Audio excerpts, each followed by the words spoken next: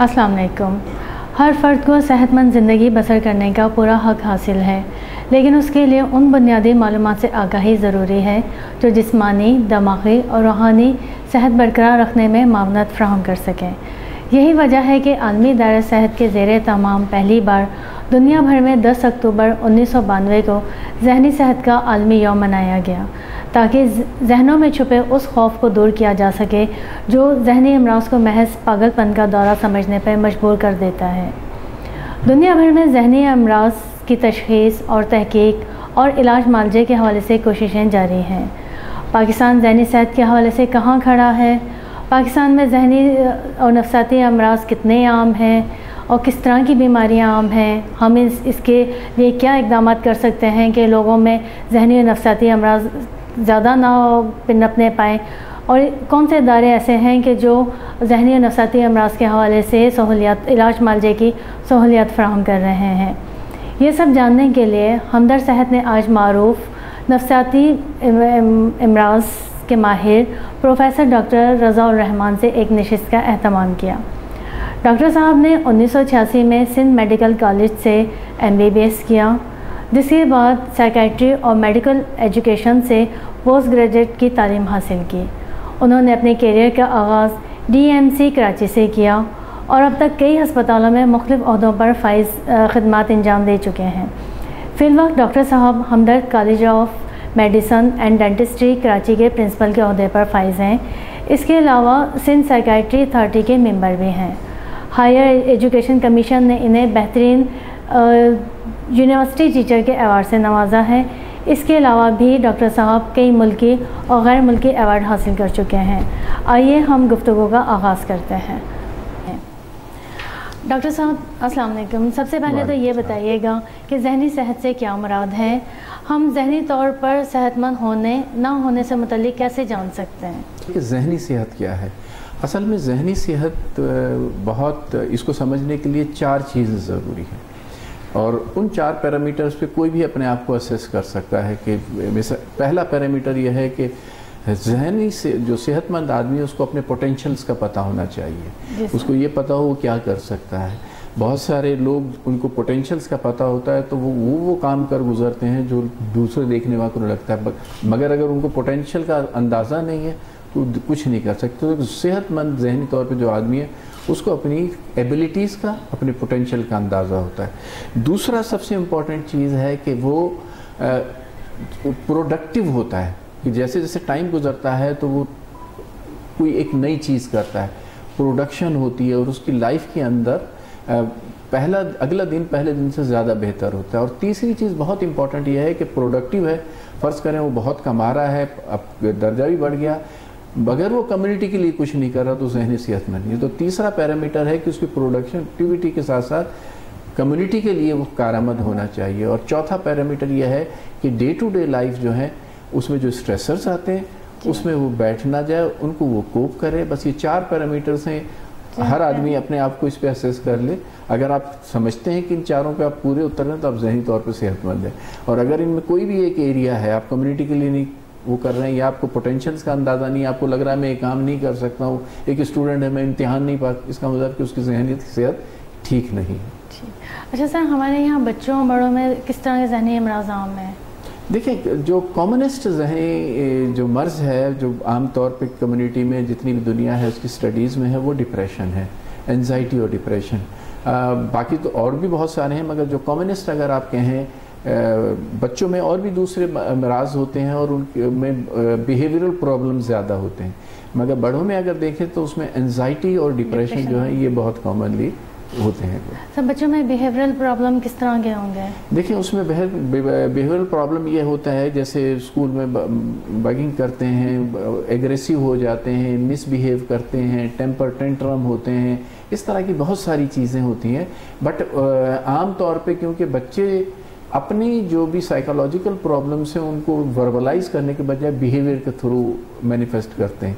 तो बिहेवियर अगर कोई बच्चे का डिस्टर्ब हो तो हमें انڈر لائنگ چیزوں کو دیکھنا چاہیے کہ اس میں کوئی انڈر لائنگ کیا سائیکولوجیکل ایشو چل رہا ہے. لیکن سر ہمارے معاشرے میں والدین زیادہ تر اس چیز پہ توجہ نہیں دیتے ہیں، تو اس کے اثرات کس طرح کے مرتب ہوتے ہیں بچوں پر، ان کی شخصیت پر؟ ہاں، میرا اپنا تجربہ یہ ہے کہ میرے پاس بہت سارے پیرنٹس اپنے بچوں کو بیہیویئرل پرابلم کے لیے لاتے ہیں، اور جب میں ان میں یہ دیکھتا ہوں یا ان سے میں پوچھتا ہوں کہ جی آپ کتنا وقت اپنے بچے کے ساتھ گزارتے ہیں، تو آپ یقین کیجئے کہ 90% پیرنٹ یہ کہتے ہیں کہ نہیں ہماری اتنی زیادہ ان کے ساتھ انٹریکشن نہیں ہوتی. اگر انٹریکشن بھی ہوتی ہے تو ان سے ان کے اسکول کے ہوم ورک کے بارے میں بات کر لیا، پڑھائی کے بارے میں بات کر لیں گے. اور آپ یقین کیجئے کہ کتنے ہی مریض جو ہیں ان کے پیرنٹس کو ہم نے یہ ایڈوائز کیا کہ آپ کچھ نہ کریں، کوئی دوا نہ دیں، صرف بچے کے ساتھ کمیونیکیٹ کریں، اس کے ساتھ ٹائم گزاریں. پیرنٹس کی جو انٹریکشن ہے بچوں کے ساتھ وہ بہت امپورٹنٹ ہے، اور وہ بچے کی مینٹل ہیلتھ کو گرو کرنے میں بہت ہیلپ کرتی ہے. ہم یہ کہتے ہیں پیرنٹس کو کہ وہ پیرنٹس بچوں کے دوست بنیں. اگر ان کی کوئی غلطیاں بھی ہیں، کوئی غلط وہ بھی کر دیتے ہیں تو ان کو سنیں رادر دین پر. ہمارے یہاں کیا ہوتا ہے کہ پنش کرنا شروع کر دیتے ہیں، یہ نہ کریں. اس سے کیا ہوتا ہے کہ بچے پھر دور ہٹ جاتے ہیں.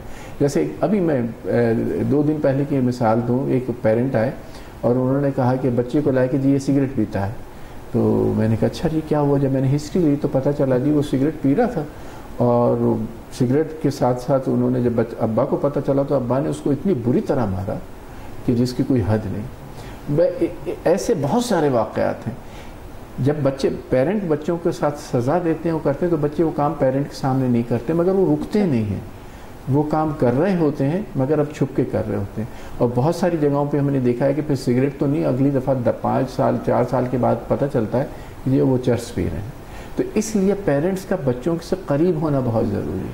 اگر وہ کوئی غلط کام بھی کر رہے ہیں، صرف ان سے بات کریں کہ بھائی یہ اس کے جو بھی نقصانات ہیں ان کو بتائیں، اور ان کے ساتھ دوستی کریں. جتنا آپ پیرنٹس بچوں کے قریب آئیں گے اتنا وہ بچے جو ہیں ہیلتھی رہیں گے، وہ اپنی چیزیں شیئر کریں گے پیرنٹس کا.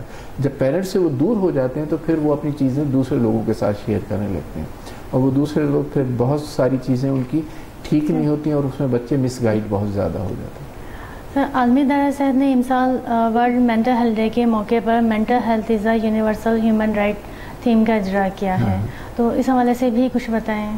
دیکھیں ہیومن رائٹ کا بیسیکلی مینٹل ہیلتھ کے لیے کوئی الگ سے ہیومن رائٹ نہیں ہے.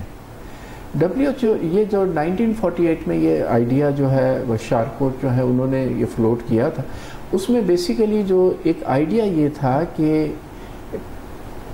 جو ہیومن رائٹ ہے، ہر آدمی کا رائٹ ہے کہ اس کو ڈگنیٹی ملے، ہر آدمی کا رائٹ ہے کہ اس کی ویل بینگ اچھی ہو، ہر آدمی کا رائٹ ہے کہ اس کو ایکوالٹی ملے. اب یہ جو ڈگنیٹی، ویل بینگ اور یہ ایکوالٹی ہے، یہ سب کمپوننٹ کس کے ہیں؟ مینٹل ہیلتھ کے ہیں. تو مینٹل ہیلتھ جو ہے سچ جو ہے اٹ از جو بیسک نسٹ ہے ہیومن رائٹس کا وہ ہے. تو اسی وجہ سے یہ چیز ہو رہی ہے کہ جو ہیومن رائٹس مینٹل ہیلتھ کا جو ایک امپورٹنٹ ہیومن رائٹس ہے وہ سب کو ملنا چاہیے، اور سب کو یہ اپرچونیٹیز ہونی چاہیے کہ ان کی مینٹل ہیلتھ بہتر ہو. سر ذہنی نفسیاتی امراض لاحق ہونے میں موروثیت کا عمل کس حد تک ہے؟ دیکھیں اس کا بہت حد ہے، بہت حل ہے. بہت ساری چیزیں ہیں جو موروثیت کے تھرو آتی ہیں، مگر بہت سارے لوگ آ کے یہ کہتے ہیں کہ جی کیونکہ ہماری موروثیت میں یہ چیز ہے تو اب مجھے تو ڈپریس ہونا ہی ہونا ہے. مینٹل ہیلتھ میں ایسا نہیں ہوتا. دیکھیں موروثیت کا ایک رول ہے، بٹ اب اس کو انوائرمنٹ آپ کیسا دیتے ہیں، اس کو سچویشن کیسی دیتے ہیں، اس کو کتنا فلورش کرتے ہیں کہ وہ مینٹل ڈس آرڈر کی صورت میں آ جائے، یہ آپ کے ہاتھ میں ہے. مثال کے طور پہ ایک آدمی اس نے ڈپریس ہونا ہے، بٹ وہ اپنی لائف کو اچھی طرح سے آرگنائز کرے، اپنے روٹین کو سیٹ کرے، اپنے ریگولر ایکسرسائز کرے، ہیلتھی لائف سٹائل جو اپنائے، تو ڈیفینیٹلی اس کو نہیں ہوگا. تو یہ ضروری نہیں. اس کی مثال بالکل ایسی ہے کہ ایک بیج ہے جو بہت اچھا کسی کا کپاس کا یا گندم کا ہے، اور بہت اچھا بیج ہے جس سے بہت اچھی فصل ہو سکتی ہے، اور میں یہاں ڈال دوں اور آپ کے خیال میں کہ یہاں پودا بن جائے گا؟ نہیں، کیونکہ اس کو چاہیے ماحول چاہیے، اس کو سورج کی روشنی چاہیے، اس کو زمین چاہیے، اس کو ہوا چاہیے، جو یہاں نہیں ہے. تو اسی طرح سے جو بیج ہے جو آپ کی پرسنالٹی میں ہے، جینز کی شکل میں ہے، اس کو ایکسپریس کرنے کے لیے ماحول بھی امپورٹنٹ ہے. اگر آپ وہ ماحول ہیلتھی رکھیں گے، وہ نہیں کریں گے تو پھر آپ کو نہیں ہوگا. ٹھیک. اچھا سر، کیا نفسیاتی عوارض کا تعلق صرف دماغ سے ہے یا دل سے بھی ہے؟ ہاں یہ بڑا انٹرسٹڈ کوشچن ہے. میں 1987 کے اندر نیشنل انسٹیٹیوٹ آف کارڈیوواسکولر ڈیزیز میں ایز اے RMO میں نے جوائن کیا تھا, اور وہاں میں آپ کو بتاؤں کہ صبح 4 بجے کے قریب بہت سارے ینگس آتے تھے, لڑکے لڑکیاں, اور وہ دل پکڑ کر آتے تھے, اور پھر جو دل کا درد ہے اور دل کا, اور پھر ان کی ہسٹری رہیں تو وہ پتہ چلتا تھا کہ دل بھی کسی کو دے دیا ہے یا دل ہے نہیں. اور اسی طرح کا ایک سیمینار تھا, تو اس میں ایک سرجن صاحب تھے, میں نے ان سے یہی بات پوچھی تھی کہ بھئی کبھی آپ نے کوئی ایسا دل دیکھا ہے جو زخمی ہو, جس پہ سنی پلاسٹ لگا ہو یا ٹوٹا ہوا ہو؟ تو انہوں نے مجھے کہا کہ نہیں, دل کے 4 خانے ہوتے ہیں اور ایک خاص اس کا اسٹرکچر ہے, وہی سب آدمیوں میں ہوتا ہے. تو پھر آخر یہ دل کیا ہے جو ٹوٹ جاتا ہے, دے دیا جاتا ہے, گھبراتا ہے؟ یہ ہمارے ایک فیکلٹی ممبر تھے, ان کی والدہ کو بلایا تھا, تو میں ان کے پاس گیا تو انہوں نے کہا میرے دل میں ہال اٹھتے ہیں. تو یہ جو دل ہے یہ بیسیکلی جس کو ہم یہاں سمجھتے ہیں, یہ دل بیسیکلی یہاں نہیں ہوتا, یہ دماغ کا ہی ایک حصہ ہے جس کو کہتے ہیں لمبک سسٹم. وہ لمبک سسٹم جو ہے وہ بیسیکلی یہ جو آپ کے ایموشنز ہیں نا, جو جس کو ہم دل کا نام دیتے ہیں, یہ ایگزسٹ وہاں پہ کرتی ہیں, دماغ کے اندر یہ ایگزسٹ کرتے ہیں. اچھا سر جی, کیا سوشل میڈیا گیمز وغیرہ کا زیادہ استعمال بھی ذہنی صحت کو متاثر کرتا ہے؟ جی ڈیفینیٹلی بہت زیادہ. اب بہت ڈیٹا آ رہا ہے کہ ایک تو یہ جو موبائل ہے, LED اسکرین ہے, اس میں سے بلو ریز نکلتی ہیں, اور وہ جو نیلی شعاعیں ہیں وہ دماغ کے لیے بہت نقصان دہ ہے, اور وہ خاص طور پہ اس کا ایکسیسو یوز بہت نقصان دہ ہے. اور اس میں آپ جب ملٹی میڈیا میں بہت زیادہ انوالو ہو جاتے ہیں تو آپ کا کانٹیکٹ ختم ہو جاتا ہے دوسرے لوگوں سے. آپ کا جب کانٹیکٹ ختم ہو جاتا ہے تو اس میں پھر آپ ہائپر ریالٹی میں چلے جاتے ہیں. مثال کے طور پہ آپ کہتے ہیں کہ جی میرے 500 فالوور ہیں. اب میں گیا ہاسپٹل, میں نے کہا 500 1000 فالوور ہیں یا 5000 میرے فالوور ہیں, اب تو ہاسپٹل والوں کی شامت آ جائے گی, اتنے لوگ مجھ سے ملنے آئیں گے. تو جب وہاں داخل ہوئے تو پتہ چلا کوئی بھی ملنے کو نہیں آیا, کیونکہ یہ میڈیا کی دوستی ایسی ہی ہوتی ہے, تو ہائپر ریالٹی ہو جاتی ہے. اور دوسرا یہ ہے کہ یہ جو میڈیا کی یہ جو چیزیں ہیں, موبائل وغیرہ ہیں, ان سے ایک چیز ہم ریئلائز نہیں کر رہے ہیں. مثال کے طور پہ جب 1G تھا تو ویب سائٹ کو کھلنے میں تقریباً 10-15 سیکنڈ لگتے تھے, پھر 2G آیا تو وہ ٹائم کم ہو گیا, پھر 3G آیا, پھر 4G آیا تو وہ 1-2 سیکنڈ ہی ہو گیا. اب اس سے کیا ہوتا ہے کہ جب 1-2 سیکنڈ میں آپ کے پاس وہ ویب سائٹ نہیں کھلتی تو بچے کیا کرتے ہیں, فوراً اس کو چینج کر دیتے ہیں, پھر نہیں کھلی 2-4 سیکنڈ میں پھر چینج کر دی. ہمیں اندازہ نہیں ہے, لاشعوری طور پہ ہمیں کیا ہو رہا ہے کہ ہمارے اندر سے وہ جو صبر کرنے والی چیز ہے وہ ختم ہو رہی ہے, اور اب ہم 2 سیکنڈ سے زیادہ صبر نہیں کر سکتے. تو وہ صبر ہے, آپ یہ نوٹ کیجئے گا, اب لوگوں میں یہ ختم ہو رہی ہے, پیشنس ختم ہو رہی ہے, کیونکہ اور ہمیں یہ نہیں اندازہ ہو رہا کہ اس کی وجہ سے ہو رہی ہے. اور اس میں جب آپ انوالو ہوتے ہیں میڈیا میں تو آپ کا کانٹیکٹ اپنے آس پاس کے لوگوں سے ختم ہو جاتا ہے. جب وہ کانٹیکٹ ختم ہو جاتا ہے تو سوشل کیپٹل کم ہو جاتا ہے. اور یہ ریسرچ یہ کہتی ہے کہ ان سوسائٹی میں جن میں سوشل کیپٹل کم ہوتا ہے وہاں پہ اسٹریس زیادہ ہوتا ہے, وہاں پہ کرائم زیادہ ہوتا ہے, وہاں پہ جو ہے ڈفرینٹ قسم کی النیسز زیادہ ہوتی ہیں. تو یہ بہت بڑا ایشو ہے جو کہ سوشل میڈیا اور اس طرح کی چیزوں سے پھیل رہا ہے. اور پھر اس میں بہت ساری ایسی خبریں ہوتی ہیں, ایسی چیزیں ہوتی ہیں جو کہ صرف اسٹریس کا باعث بنتی ہیں. تو اس کو بہت پازیٹیولی یوز کرنا چاہیے. سر جیسے کہ ابھی آپ نے بتایا ہے کہ اسکرین سے بلو ریز نکل رہی ہوتی ہیں جو آپ کی مینٹل ہیلتھ پر اثر انداز ہوتی ہیں. اب ہم دفتر میں دیکھ لیں, کہیں پر بھی دیکھ لیں, کام کرنے والے لوگوں کا زیادہ تر وقت اسکرین کے سامنے گزرتا ہے, 7 سے 8 گھنٹے یا اس سے زیادہ. بعض کا تو گھر بھی لے جاتے ہیں کام کرنے کے لیے, تو اس صورت میں وہ کیا کریں؟ دیکھیں کچھ تو مجبوریاں ہیں جی, مگر ہم اپنے تئیں جتنی چیزوں کو کم کر سکتے ہیں وہ کم کریں. مثال کے طور پہ اب بہت سارے لوگ کیا ہیں کہ وہ پوری فلمیں دیکھتے ہیں اس کے اوپر بیٹھ کے. اب آج کل اسمارٹ ٹی وی آ گیا, اس پہ وہ بھی نقصان کرتا ہے کیونکہ بیسیکلی LED جو ہے نا اس میں سے وہ ریز نکلتی ہے, بٹ وہ پھر بھی دور ہوتا ہے. مگر موبائل جو ہے یہ بہت قریب ہوتا ہے. تو اس کو تھوڑا سا اوائڈ کریں, اور جو لوگ کام کرتے ہیں ان کو ڈیفینیٹلی احتیاط کرنا چاہیے, ان کو سن بلاکس لگانے چاہیے, اسکرین بلاکس جو آتے ہیں اس طرح کی چیزیں.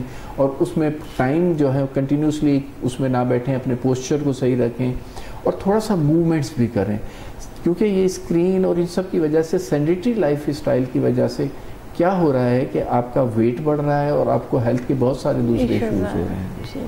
اچھا سر, ہم اس سوشل میڈیا سے دور نہیں رہ سکتے جیسا یہ دور ہے، نہ بچوں کو رکھ سکتے ہیں نہ بڑے رہ سکتے ہیں. تو سر کتنے ٹائم تک ہم اس کا استعمال کر سکتے ہیں کہ وہ ہمارے ذہن پہ اتنا افیکٹ نہ کرے؟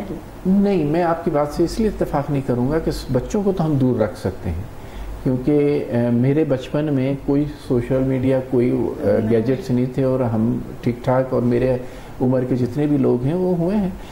بچوں کے لیے جو اسکرین ٹائم ہے وہ میکسیمم 12 سال سے کم عمر کے بچوں کے لیے 1 گھنٹے سے زیادہ نہ ہونا چاہیے پورے دن بھر کے اندر. آج کل میرے پاس کلینک پہ لوگ آتے ہیں اور بچہ رو رہا ہے، ضد کر رہا ہے، انہوں نے لے کے بچہ موبائل کے اندر لگ گیا، بس وہ بزی ہے. اب ہم نے اپنی سہولت کے لیے اس کو یوز کر رہے ہیں، اس کو اوائڈ کریں، اس کے بجائے بچوں کو دوسری ایکٹیویٹیز میں انوالو کریں. اور وہ جو 1 گھنٹے کا ٹائم بچوں کو دیں، وہ بھی جو ایسے پروگرام ہونے چاہیے جو اس کی مینٹل ڈیولپمنٹ، جیسے سیسم اسٹریٹ ہے یا اس طرح کے جو پروگرام جو اس کی مینٹل ڈیولپمنٹ کے لیے ہیں، اوائڈ کریں. باقی جب بڑے ہو گئے ہیں تو اس میں جیسے اننیسیسری ہم ویڈیوز وغیرہ یہ نہ دیکھیں. ہمارا کام ہے بالکل ہم کریں، ہمیں جو اس کے لیے پازیٹیو چیزیں، ہمیں چیزیں سرچ کرنی ہے، ہم نے کوئی پیپر آرٹیکل لکھنا ہے، وہ بالکل ہمیں کرنا چاہیے، اس کو پازیٹیو طریقے سے استعمال کریں. لیکن سر ہم تو دیکھتے ہیں کہ وہ شیر خوار بچہ ابھی وہ سال کا بھی نہیں ہوا ہے تو مائیں اکثر وہ موبائل کی پوئمس اور یہ وہ سے سنا رہی ہوتی ہیں، تو اتنے بچوں پہ کیا وہ ان کی اثر انداز ہوتا ہے؟ اتنا چھوٹا بچہ جو شیر خوار ہے اس کو ویڈیوز سے کوئی تعلق نہیں ہے. اس کے لیے بیسٹ یہ ہے کہ بجائے 10,000 کا یا 15,000 کا موبائل کے آپ 500 روپے کا ایک ٹیپ ریکارڈ خرید لیجئے، اس کو ٹیپ ریکارڈ سے سنا دیجئے، بالکل سنائیں، پوئمس سنائیں، رائمس سنائیں. اس کو اس سے دور رکھیں کیونکہ اس کا برین ابھی میچور نہیں ہوا، وہ ڈیولپ ہو رہا ہے اور اس ڈیولپنگ برین پہ اس کے نیگیٹو ایفیکٹس پڑتے ہیں. اور بلو ریز کے علاوہ الیکٹرو میگنیٹک ویوز بھی ہوتی ہیں جو کہ موبائل، اسی لیے کہتے ہیں کہ رات کو جب ایون ایڈلٹس بھی جب آپ سوتے ہیں تو موبائل آپ کی باڈی سے کم از کم 5 سے 6 فٹ دور ہونا چاہیے تاکہ وہ آپ کے مائنڈ پہ افیکٹ نہ کرے. اچھا سر، عالمی ادارہ صحت کے مطابق پوری دنیا میں ہر 13 میں سے 1 فرد انزائٹی کا شکار ہے. جی. تو سر انزائٹی کے حوالے سے بھی کچھ بتائیں کہ اس کی علامات کیا ہیں، علاج اور سارا کچھ. دیکھیں، ایک بہت کامن سوال جو اکثر لوگ پوچھتے ہیں کہ جی انزائٹی اور ڈپریشن یہ سب سے کامن ہوتے ہیں، آخر ان میں فرق کیا ہے؟ اس کا آسان اگر میں کر کے بتاؤں تو انزائٹی یہ سمجھ لیجیے کہ اس سچویشن میں ہوتی ہے جہاں تھریٹ ہوتا ہے، کسی قسم کا بھی تھریٹ ہو تو آپ کو انزائٹی ہوگی. اور جہاں کہیں بھی آپ کو لاس ہو جائے گا وہاں آپ کو ڈپریشن ہوگا. اس کی مثال ایسے سمجھیے کہ فرض کریں آپ کہیں بیٹھے ہیں اور وہاں پہ کوئی ایک آ جائے بندہ بندوق لے کے اور کہے کہ بھئی یہاں پہ جتنے بھی لوگ ہیں سب لوگ جو ہیں میں اگر ہلا تو میں اس کو گولی مار دوں گا. اب اسے مارنی ہے نہیں مارنی مگر تھریٹ تو ہے نا، تو اب سب میں ہمیں کیا ہوگا؟ انزائٹی ہوگی. اور انزائٹی کی خاص بات یہ ہوتی ہے کہ اس میں جو دماغ میں سوالات آتے ہیں وہ سارے فیوچر سے ریلیٹڈ ہوتے ہیں. مثال کے طور پہ اب کیا ہوگا، یہ کہیں مار تو نہیں دے گا، میں آج گھر بھی جا پاؤں گا، یہ فیوچر ریلیٹڈ. انزائٹی کا ٹپیکل یہ ہوتا ہے کہ اس میں فیوچر کی چیزیں آتی ہیں. اب فار ایگزامپل اس نے یہاں سے سب سے چیزیں کلیکٹ کی اور وہ یہاں سے لے کے چلا گیا، اب سب کے پاس کیا ہوا؟ لاس ہو گیا. اب کیا ہوگا؟ ڈپریشن ہوگا. اور ڈپریشن میں جتنے بھی جملے آئیں گے وہ پاسٹ ریلیٹڈ ہوں گے. کاش میں آج نہ ہی آتا، کاش میں آج اپنی یہ زیور نہ پہن کے آتا، کاش میں اپنے یہ پیسے نہیں لے کے آتا. تو یہ ساری چیزیں جو ہیں مطلب انزائٹی فیوچر میں ہوتی ہے. جیسے اب ایک اور کامن ایگزامپل دو، مثال کے طور میں امتحان تو سب نے دیے ہوں گے. جب آپ امتحان دینے کے لیے جاتے ہیں تو بیسیکلی کیا ہے کہ آپ کو ایک تھریٹ ہوتا ہے. تو آپ دیکھیں جب آپ ایگزام کے لیے جا رہے ہوتے ہیں تو آپ کے ذہن میں جو بھی سوالات آئیں گے وہ فیوچر ریلیٹڈ ہوں گے. یا پتہ نہیں پیپر کیسا آئے گا، کہیں اس میں سے تو سوال نہیں آ جائے گا، کہیں اس میں سے تو وہ نہیں ہو جائے گا. فیوچر ریلیٹڈ ساری چیزیں ہوتی ہیں. مگر جیسے ہی وہ پیپر ان کے ہاتھ میں آتا ہے، اب تھریٹ تو ختم ہو گیا تو پیپر سامنے، اب آپ دیکھیں یاد کیجئے آپ کی انزائٹی ایک دم سے ختم ہو جاتی ہے جیسے پیپر ہاتھ میں آتا ہے. اب پیپر آتا ہو تو پیپر کرے گا، نہیں آتا تو اب ڈپریشن شروع ہو جائے گا کہ کاش یہ پڑھ لیتا تو اچھا تھا، کاش میں جائیں. تو ڈپریشن اور انزائٹی یہ بہت کامن ہے. آسان زبان میں یہ سمجھیں کہ تھریٹ میں ہمیشہ انزائٹی ہوگی، اس کے سارے جملے جو بھی آئیں گے آپ کے ذہن میں وہ مستقبل سے متعلق ہوں گے. اور جو ڈپریشن ہے اس میں جو بھی ہوگا وہ لاس میں ہوگا اور اس میں جتنے بھی جملے آپ کے ذہن میں آئیں گے وہ پاسٹ سے متعلق ہوں گے. سر اس سے تو ہم اپنا خود بھی علاج کر سکتے ہیں. بالکل کر سکتے ہیں، بالکل کر سکتے ہیں. اچھا سر، شیزوفرینیا اور بائی پولر ڈس آرڈر، ان کی لاحق ہونے کی وجہ کیا ہے اور تشخیص، علاج؟ دیکھیں کوئی ایک وجہ نہیں ہے کہ اکثر لوگ ہم شیزوفرینیا کا پہلے ذکر کرتے ہیں. ہاں، مثال کے طور پہ شیزوفرینیا جتنی بھی سائیکیٹری میں ایک وجہ نہیں ہے، یہ ملٹی فیکٹوریل ہوتا ہے. اس میں آپ کی جو موروثیت ہے اس کا بہت بڑا دخل ہے کہ خاندانی ہے، اس کے بعد آپ کے انوائرمنٹ جو ہیں اس میں چیزیں جو ہو رہی ہیں اس میں کتنے اسٹریسرز ہیں ان کا بڑا دخل ہے، آپ کی پرسنالٹی اس کا بڑا دخل ہے، آپ کیسے ڈیولپ ہوئے ہیں اس کا. تو یہ ملٹی فیکٹوریل ہے، بہت ساری چیزیں مل کے اس کو وہ کراتی ہیں. تو ہم کسی ایک چیز کو وہ نہیں کر سکتے. موروثیت ہے ڈیفینیٹلی وہ زیادہ پرون ہوتے ہیں، مگر وہ خالی اگر انوائرمنٹ ان کا صحیح ہے تو ان کو نہیں ہوگا، بٹ اگر نہیں ہے تو ہو جائے گا. کیونکہ موروثیت میں بھی جو دیکھا یہ گیا ہے کہ جو شیزوفرینیا ہے اس کی ایسوسیشن انٹیلیجنس سے ہے. اب یہ بہت زیادہ اس طرح کا ڈیٹا آ رہا ہے کہ وہ لوگ جو بہت انٹیلیجنٹ ہوتے ہیں ان میں شیزوفرینیا زیادہ ہوتا ہے. تو ایک جو شیزوفرینیا کے لوگ ہیں وہ یہ دیکھیں، کیونکہ آئس لینڈ میں ایک اسٹڈی ہوئی تھی، کیونکہ ان کے پاس بہت کم پاپولیشن ہے تو انہوں نے پچھلے 50 سال کے جتنے بھی گریجویٹس تھے، 2 گریجویٹ ہر سال کے، تو 100 گریجویٹس کی انہوں نے سی وی جمع کر لی تھی اور ان کا پروسپیکٹو بھی دیکھا تھا کہ کس کو کیا ہوا. تو اس اسٹڈی کے مطابق جو سوشل سائنسز کے لوگ تھے ان میں شیزوفرینیا کی پریولنس اتنی ہی تھی جتنی کہ کمیونٹی میں ہے، مگر جو میتھمیٹیکل سائنسز کے لوگ جو تھے ان میں 3 گنا زیادہ تھی شیزوفرینیا کی prevalence. So this is one of the evidence جس سے پتہ چلتا ہے کہ شیزوفرینیا کی جو ایسوسیشن ہے وہ انٹیلیجنس سے زیادہ ہے.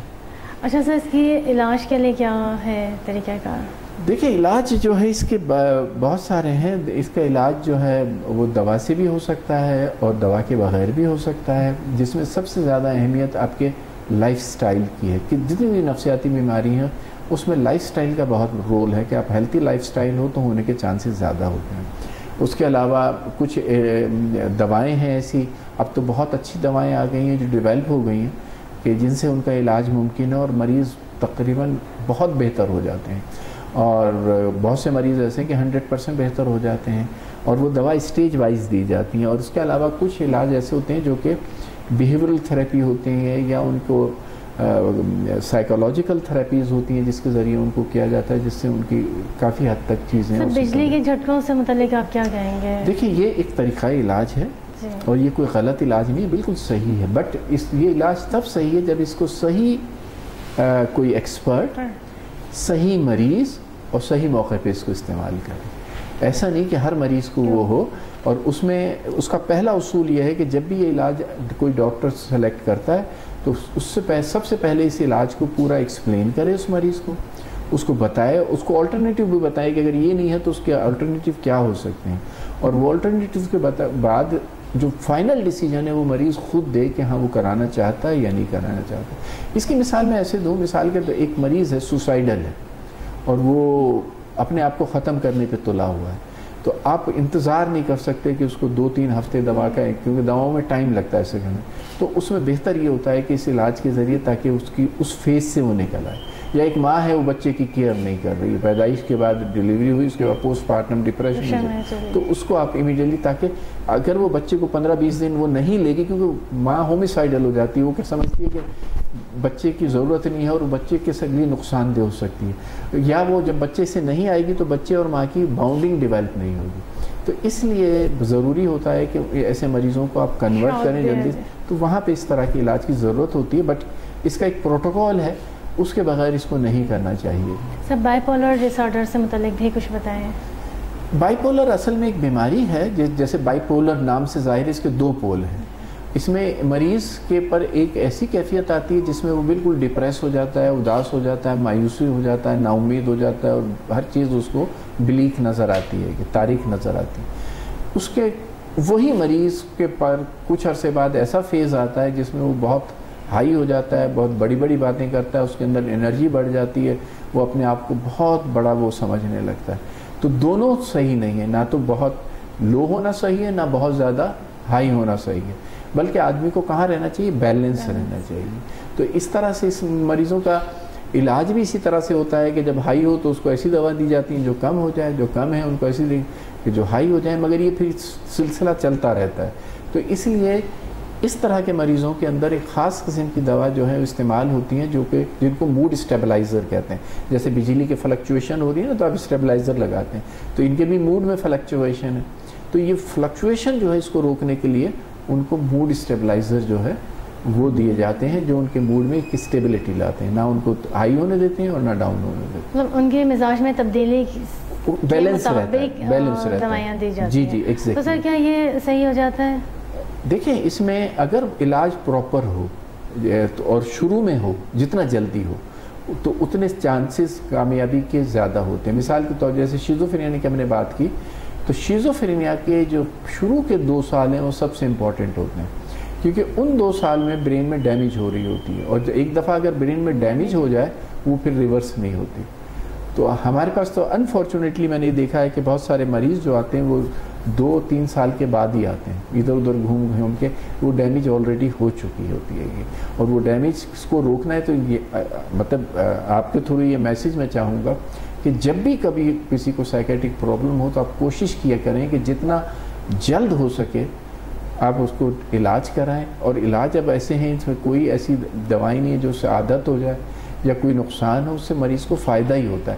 اگر ہم اس کو نہیں کریں گے اور ہم کہیں گے نہیں ہمت سے ہی ٹھیک کرو اور اس طرح سے, تو اس میں وہ ٹائم تو گزر جائے گا بٹ وہ برین میں ڈیمیج ہو جائیں گے اور وہ ڈیمیج پھر irreversible ہوتی ہیں, وہ ریورٹ بیک نہیں ہوتی. سر وہ کس طرح کی علامات ہیں کہ جن کے ظاہر ہونے پر ہم مولوی سے رابطہ کر سکیں؟ مطلب آپ کو کوئی بھی ایسی چیز لگ رہی ہے جو روٹین سے ہٹ کے ہے. آپ کو ایک آدمی لگ رہا ہے جو پہلے ملتا جلتا تھا, سب جگہ جاتا تھا, مگر اب بالکل آئسولیٹ ہو گیا ہے, الگ ہو گیا. آپ کو لگ رہا ہے وہ اس کی باتوں میں ربط ختم ہو گیا, آپ کو فوراً دکھانا چاہیے. آپ کو لگ رہا ہے وہ کوئی ایسی حرکتیں کرنے لگا ہے جو کہ عجیب و غریب ہیں, جو نارمل نہیں ہے, نارملی وہ نہیں کرتا تھا, آپ کو فوراً کیئرفل ہو جانا چاہیے. تو یہ بہت ساری چیزیں ہیں کہ جو آپ کو ایک الرٹ کرتی ہیں. آپ کو اس کے رہنے سہنے میں, اٹھنے بیٹھنے کے سٹائل میں فرق لگنے لگا ہے تو آپ کو ایک سسپیشس ہونا چاہیے, نہیں ان کو دکھانا چاہیے. اچھا سر, ہسٹیریا کا مرض زیادہ تر یہی سمجھا جاتا تھا کہ یہ خواتین ہی کو ہوتا ہے, لیکن مردوں کو بھی ہوتا ہے, تو اس حوالے سے بھی کچھ بتائیں گے؟ ہمیں ٹرامیٹک کیسے ہسٹیریا جو ہے؟ بیسیکلی ہسٹیریا ایک خواتین کا ہے, اور اس میں کیونکہ ہسٹیریا کا ورڈ ہی خواتین کے جو ریپروڈکٹیو آرگن ہے وہاں سے ڈرائیو ہوا ہے, اور یہ عام طور پہ, اور اس کے لیے اب آج کل ورڈ یوز ہوتا ہے کنورجن ڈس آرڈر. ہسٹیریا پہلے استعمال ہوتا ہے, اب اس کے لیے جو لفظ استعمال ہوتا ہے وہ کنورجن ڈس آرڈر ہوتا ہے, کہ کنورجن کہتے ہیں. تو یہ عام طور پہ ہوتا خواتین میں, مگر مردوں میں جو دیکھا یہ گیا ہے کہ جو ٹرامیٹک ایونٹس ہوتے ہیں, اور وہ خواتین کے ہسٹیریا سے ڈفرینٹ بھی ہوتا ہے, تو ٹرامیٹک ایونٹس کے بعد ان میں ہو جاتا ہے, اسی لیے اس کے لیے ایک ورڈ یوز کرتے ہیں ٹرامیٹک ہسٹیریا, جو میلز کے اندر ہوتا ہے, اور وہ اس سے ڈفرینٹ ہے. اور ہسٹیریا کے اندر ایک سب سے امپورٹنٹ جو میسیج ہم چاہیں گے کہ ہسٹیریا جو ہوتا ہے اس میں ایک بیسک نیڈ ہوتی ہے اٹینشن سیکنگ کی. وہ ایسا نہیں کہ مریض جان کے کر رہا ہوتا ہے, لاشعوری طور پہ اس میں ہوتی ہے. تو اس کے علاج کا ایک بہت امپورٹنٹ کمپوننٹ یہ ہے کہ اس کی جو نیڈ ہے اس کو کٹ آف کریں. اٹینشن وہ سیکھ کرنا چاہ رہا ہے, اس کو اگر آپ اٹینشن دیتے رہیں گے تو وہ مرض کبھی ٹھیک نہیں ہوگا, بلکہ کیا ہوگا اور بڑھتا چلا جائے, کیونکہ اس کی ریکوائرمنٹ یہ ہے کہ جب وہ بے ہوش ہو رہا ہے یا کوئی بھی وہ کر رہا ہے, آپ فوراً اس کے پاس آئیں, اس کو اٹینڈ کریں. تو جب وہ چاہیے رہا ہے تو جب بھی اس کو ضرورت ہوگی یہ چاہے گا, مگر اگر آپ اس کو کٹ آف کر دیں گے تو وہ 1-2 دفعہ کرے گا, اس کے بعد اس کو لاشعوری طور پہ اندازہ ہو جائے گا نہیں یہ نیڈ پوری نہیں ہوتی, تو وہ صحیح ہو جائے گا. تو ہم اکثر مریض آتے ہیں ان سے یہ کہتے ہیں کہ آپ جب اس کو یہ اٹیک ہو ہسٹیریا کا, اس وقت آپ بالکل اگنور کریں اس کو. اب پریشان ہو, اپنی پریشانی اس پہ ظاہر نہ کریں کہ آپ پریشان ہو رہے ہیں, مگر جیسے ہی وہ نارمل آپ بالکل آئیں, اس سے بیٹھیں, بات کریں, تو اس کی نیڈ جو ہے ویسی پوری ہو جائے گی, تو اس کو اٹیک ہی نہیں ہوگا پھر. اچھا سر, یہ جو کہا جاتا ہے کہ ہسٹیریا کے دورے کے دوران آواز چینج ہو جاتی ہے, عجیب و غریب حرکات کرنا شروع ہو جاتے ہیں, سر اس سے متعلق بھی کچھ بتائیں. کیا یہ چیز مردوں میں بھی ہوتی ہے؟ بالکل ہو سکتی ہے, اور یہ لاشعوری طور پہ ہوتی ہے, اور اس کو ہم جتنا زیادہ اس کی آواز جتنا زیادہ اس کو ہائی لائٹ کریں گے, جتنا زیادہ اس کو مطلب اس پہ توجہ دیں گے, جتنا زیادہ لوگوں کو بتائیں گے, ڈاکٹروں کے پاس لے کے جائیں گے, اتنی یہ بڑھے گی. تو یہ کوئی ایسی چیز نہیں ہے کہ جس سے اس کی زندگی کو خطرہ ہو. آواز چینج ہو رہی ہے, ہونے دیں, آپ اس کو اگنور کریں, ٹھیک ہے نا. اگر وہ کوئی اس میں پاور زیادہ آ گئی, آپ اس کو نہ پکڑیں بس. مطلب اس کو ان چیزوں کو آپ بہت زیادہ اسیس نہ کریں کیونکہ وہ ان کے کوئی سائنٹیفک بیسس نہیں ہے، بٹ آپ کی جو یہ اٹینشن ہے، آپ کی اس کی توجہ ہے، یہ اس کے سمٹمز کو اور بڑھا دیں گے. سر یہ کیوں ہوتا ہے؟ یہ بھی لاشعوری طور پہ جو ہے نا اس کے سائیکولوجیکل کچھ کانفلکٹس ہوتے ہیں اس کے مائنڈ میں، وہ کانفلکٹس جو ہیں وہ اس کے لاشعور میں چلے جاتے ہیں، اور لاشعور میں جانے کے بعد کبھی بھی جو دماغ جو ہے اس میں چیزیں ختم نہیں ہوتی. تو وہ جو کانفلکٹ ہے، جو بھی اس کے دماغ میں ایک کانفلکٹ آیا تھا، وہ کانفلکٹ ٹرانسفر ہو جاتا ہے انٹو فزیکل سمٹم.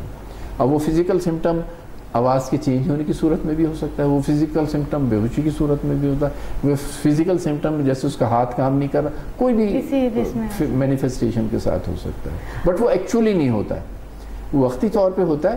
اگر آپ اس کو اگنور کریں گے تو تھوڑے دنوں بعد وہ ٹھیک ہو جائے گا اور پھر ہونا بھی بند ہو جائے گا. سر ہم اکثر دیکھتے ہیں کہ لوگ چلتے ہوئے کسی مال میں یا ریسٹورینٹ میں سیلفیز لے رہے ہوتے ہیں، تو کیا یہ بھی دماغی اس میں آئے گا؟ ہاں دیکھیں، سیلفیز ایک تو تھوڑی بہت لے لی آپ نے اپنے اس کے لیے، مگر اب بہت ساری دفعہ دیکھا گیا ہے کہ ذرا سا بھی آپ کہیں بیٹھے ہیں، ریسٹورینٹ میں سیلفی لے رہے ہیں، ایئرپورٹ پہ پہنچے سیلفی لے رہے ہیں، ایئرپورٹ سے اتر رہے ہیں سیلفی لے رہے ہیں، اور سیلفی نہ صرف لے رہے ہیں بلکہ اس کو فوراً ہی اپلوڈ کر رہے ہیں. اب یہ بیسیکلی یہ ڈس آرڈر اس لیے ہوگا کہ مثال کے طور پہ آپ نے اپلوڈ تو کر دی، اب اپلوڈ کر کے آپ بار بار موبائل بھی دیکھ رہے ہیں کہ لائکس کتنے آئیں، تو اب اس سے کیا ہوگا کہ آپ کی نارمل لائف جو ہے وہ ڈسٹرب ہوگی نا، تو آپ کی نارمل فنکشننگ ڈسٹرب ہوگی. بچہ ہے تو اس کی پڑھائی ڈسٹرب ہوگی، کلاس میں بیٹھا ہے تو اس کے دماغ میں یہی ہے کتنے لائکس ہو گئے جو صبح میں نے تصویر ڈالی. تو اس کے لیے باقاعدہ ایک ورڈ یوز کرتے ہیں سیلفائٹس. سیلفائٹس جیسے سوزش ہوتی ہے نا، اپینڈسائٹس، اپینڈکس کی سوزش، اسی طرح سے یہ سیلفائٹس ہے کہ آپ کی انا کی سوزش جو ہے اس کو باقاعدہ ایز اے ڈس آرڈر لینے کی جب یہ ضرورت سے زیادہ ہو جائے تو. اچھا سر، وہ کیا اسباب ہو سکتے ہیں جن کے سبب کوئی شخص خودکشی کا مرتکب ہوتا ہے؟ دیکھیں، خودکشی جو ہے یہ میں اس کے لیے ایک ورڈ یوز کرتا ہوں کہ یہ جو آدمی خودکشی کرتا ہے وہ بیسیکلی اس کے دماغ میں بہت سارے کانفلکٹ چل رہے ہوتے ہیں، بہت سارے اسٹریسز چل رہے ہوتے ہیں. وہ لاس ہو سکتا ہے، وہ فیملی پرابلم ہو سکتا ہے، وہ جاب سے ریلیٹڈ پرابلم ہو سکتا ہے.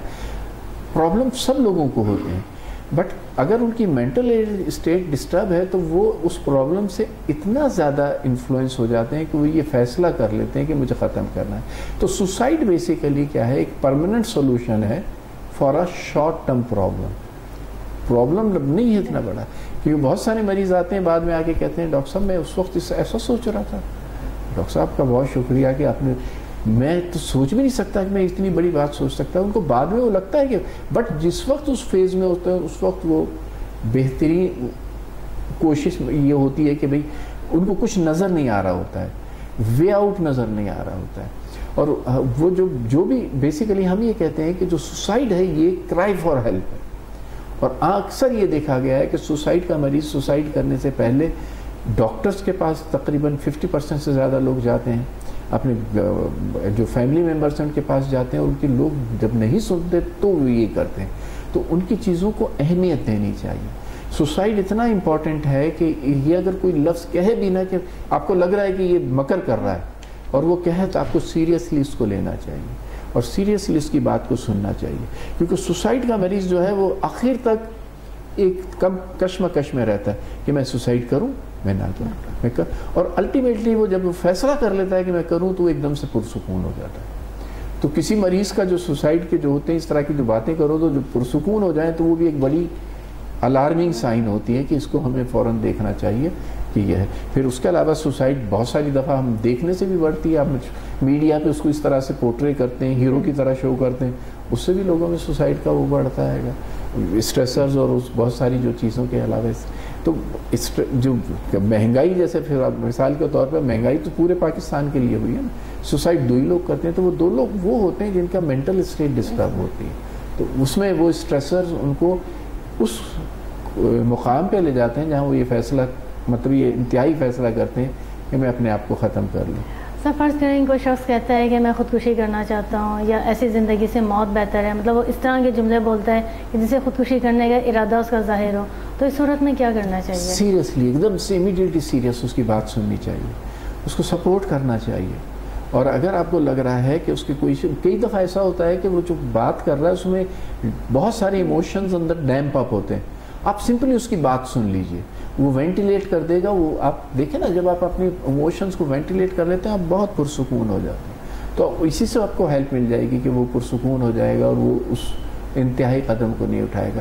اور اگر آپ کو لگتا ہے کہ نہیں اس کو زیادہ ہو رہا ہے تو بالکل اس کو اکیلا نہ چھوڑیں. اگر آپ کا گھر کا فیملی ممبر ہے تو گھر میں کوئی ایسی چیز نہ چھوڑیں جس سے وہ نقصان پہنچا لیں، اس کے ورڈز کو سیریس لیں. اور اگر آپ سمجھتے ہیں کہ نہیں، میں بلکہ زیادہ یہ کہوں گا کہ آپ جو ہے کسی بھی مینٹل ہیلتھ ایکسپرٹس کو جو ہے کانٹیکٹ کریں. اب بہت ساری ہیلپ لائنز آج کل شہر میں چل رہی، کراچی میں بھی ہیں جو کہ سوسائڈ کے لیے وہ کرتی ہیں، ان سے فون پہ بات کیجیے تو اس سے وہ آپ کو بہت ساری جو ہے نا ٹیکنیکل ہیلپ جو ہے وہ بھی پرووائڈ کر سکتے ہیں تاکہ وہ سوسائڈ نہ کریں. سر، اگر کوئی شخص خودکشی کی کوشش کرتا ہے اور اسے بچا لیا جاتا ہے تو گھر والے اس کا بعد میں کس طرح سے خیال رکھیں؟ کیونکہ ایک بار تو اس کی وہ جھجک ختم ہو گئی نا. ہاں، دیکھا یہ گیا ہے کہ وہ لوگ جو ایک دفعہ سوسائڈ کر لیں وہ ان کے لیے ایک ایڈیشنل فیکٹر ہو جاتا ہے، وہ فیوچر میں بھی کرتے ہیں. تو ہمیں ان کی وہ جو ایشوز ہیں ان کو ایڈریس کرنا چاہیے، ان چیزوں کو نہیں ہونے دیں. اگر ہم کاؤنسلنگ کرا رہے ہیں، کیونکہ بہت ساری دفعہ ایسا ہوتا ہے کہ ایشوز اتنے بڑے نہیں ہوتے، اس کو لگ رہے ہوتے.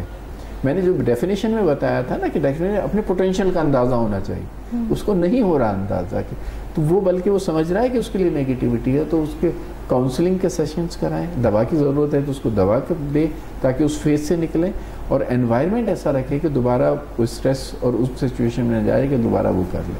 الکوہل جیسے ہی یہ پریسپیٹیٹ کرتی ہے اس کو اس سے بچائیں. نشے کی دوسری چیزیں یہ جو ہے پرون کرتی ہیں، ان سے اس کو بچائیں جتنا ہو سکتا ہے. سر، ہمارے معاشرے میں سوچ عام ہے کہ جو ذہنی نفسیاتی امراضی ادویاں ہیں ان کا استعمال عادی بنا دیتا ہے، یا اس بندے پہ نیند کا غلبہ طاری رہتا ہے، اس کے اعصاب نہیں ہے وہ پہلے جیسے کام کرتے. سر، ان میں حقیقت کہاں تک ہے؟ یہ بہت اچھا سوال پوچھا، اور یہ بہت ایک مسکنسیپشن ہے کہ نفسیاتی دوائیں اب آج کل بہت نیورو سائنسز ایڈوانس کر گئی. اب ایسی دوائیں آ گئی ہیں کہ جن سے آپ مجھے کہیں کہ مجھے نہیں سونا تو میں دے دوں گا، آپ کو بالکل نیند نہیں آئے گی. آپ کہیں مجھے نیند نہیں آ رہی، میں ایسی دے دوں گا جس سے آپ کو نیند آئے گی. آپ کہتے ہیں میرا وزن کم ہے، میں ایسی دے دوں گا آپ کا وزن بڑھ جائے گا. آپ کہیں گے نہیں میں وزن، تو وہ ٹیلر میڈ دوائیں ہیں. تو یہ دوائیں ایک تو یہ بالکل غلط ہے کہ یہ نشہ آور ہوتی ہیں، ایسا بالکل نہیں ہے. دوسرا یہ کہ یہ عادت کر دیتی ہیں، یہ بھی غلط کانسیپٹ ہے. جو بھی دوائیں ہیں اس میں ایک گروپ ہے دواؤں کا جو عادت کرتا ہے، جس کو کہتے ہیں بینزوڈائزپینز، یا عام طور پہ ہم نیند کی دوا کہتے ہیں. ریسرچ یہ کہتی ہے کہ وہ نیند کی دوائیں سب سے کم جو ہیں وہ سائیکیٹرسٹ لکھتے ہیں. سائیکیٹرسٹ سے زیادہ وہ دوائیں دوسرے ڈاکٹر لکھتے ہیں، اور اس سے بھی زیادہ وہ دوائیں اوور دا کاؤنٹر سیل ہو رہی ہیں. اگر آپ کسی میڈیکل اسٹور پہ کھڑی ہو جائیں اور رات کو 8 بجے کے بعد جو سب سے زیادہ سیل اس کی ہوتی ہے میڈیکل اسٹور کی، وہ نیند والی دواؤں کی ہوتی ہے، جس میں لیکزاٹونل، زینیکس، ریبوٹریل، 81 اس طرح کی دوائیں جو ہیں وہ سیل ہو رہی ہوتی ہیں. تو اوور دا کاؤنٹر لوگ بہت زیادہ لے رہے ہوتے ہیں. تو اس لیے کبھی بھی دوائیں ہیں جو وہ ایکسپرٹ کی ایڈوائس کے بغیر نہ لیں. وہ آپ کو بتاتے ہیں بالکل یہ دوا ہم بھی یوز کرتے ہیں، بٹ اس کا ایک ٹائم ڈیوریشن ہوتا ہے کہ 2-3 ہفتے سے زیادہ آپ اس کو استعمال نہ کریں. اگر کریں گے تو پھر ان سے عادت ہو جاتی.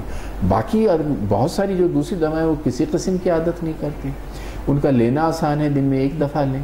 اور وہ آپ کہیں گے آپ کو نیند نہیں آ رہی تو وہ ڈاکٹر وہ دیکھ کے آپ کی کنڈیشن کے حساب سے اس کو کرے گا. اور یہ دوائیں کسی قسم کا آپ کو اور بھی نقصان نہیں کریں گی، بلکہ ان میں سے بہت سی دوائیں ایسی ہیں جو کہ بیسیکلی آپ کی دماغ جو ہے اس میں گروتھ کراتی ہیں. مثال کے طور پہ جیسے جب اسٹریس میں آپ ہوتے ہیں نا، انزائٹی یا ڈپریشن میں، تو آپ کی باڈی اسٹریس سے ڈیل کرنے کے لیے کورٹیسول سیکریٹ کرتی ہے. اور وہ کورٹیسول کیا کرتا ہے، آپ کو اسٹریس سے تو ڈیل کرا رہا ہے، وہ آپ کی برین کو ڈیمیج بھی کر رہا ہے.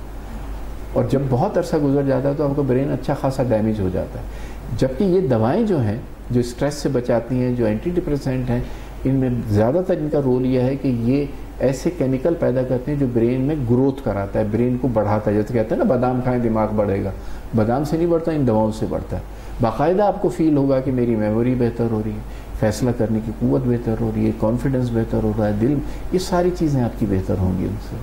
سر، عموماً یہ بھی کہا جاتا ہے کہ خواتین نفسیاتی ہوتی ہیں، تو مردوں میں زیادہ شرح بلند ہوتی ہے یا خواتین میں ہوتی ہے؟ دیکھیں دو طرح کی بیماریاں ہیں. ایک میجر سائیکاٹرک ڈس آرڈر ہوتے ہیں جو کہ جس کو پاگل پن کہتے ہیں عام طور پہ, جیسے آپ دیکھ رہے ہیں جو پتھر مار رہا ہے, یہ کر رہا ہے. یہ مریض جو ہم سائیکیٹری میں ہوتے ہیں یہ تقریباً 2-3% ہوتے ہیں, بہت زیادہ نہیں ہوتے.